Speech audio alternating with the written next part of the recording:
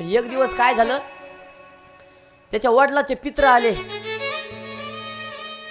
आणि म्हणले ही अशीच उलटी आहे, आता काहीतरी डोकंच चालावं लागेल.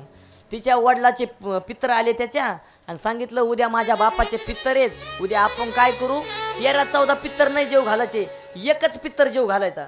काहून म्हणे 13-14 पित्तर जेव घालायचे, एक पित्तर काहून वा शास्त्र आहे म्हणे. जमलं म्हणे गाड्या, मस्त जमलं म्हणे, एकच नंबर काम झालं. पुन्हा म्हणे पित्तर येणार आहेत, बरं 13-14 येणार आहेत का, येऊ दिलेला मोठा गर्दा राहीन, काय कर एवढा स्वयंपाक तुला एकटीला होणार नाही, बेसन चपाती करते, पित्राचं लय जेवण असतंय. काहून करायची म्हणे बेसन चपाती, माय सासऱ्याचे पित्र आहेत, पित्राचं जेवढं असतं ते येसूर वड्या कडी गिडी सगळी करायची. लय जमलं म्हणे, एकच नंबर काम झालं. आले पित्र जेवायला, पित्र गित्र जेवले घेवलं मस्त. आणि त्या ठिकाणी महाराज ते दिवस संपला आणि दुसऱ्या दिवशी ते जे पाणी असतं पित्राचं ते इकडे तिकडे टाकीत नसते, म्हणा ते नदीला नाही तर कुठं टाकीत असते.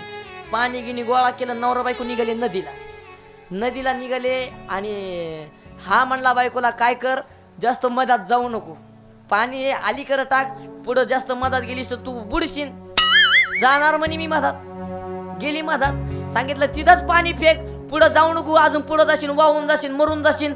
मी मरतच नसते म्हणे, गेली महाराज पुढं गेली वाहून.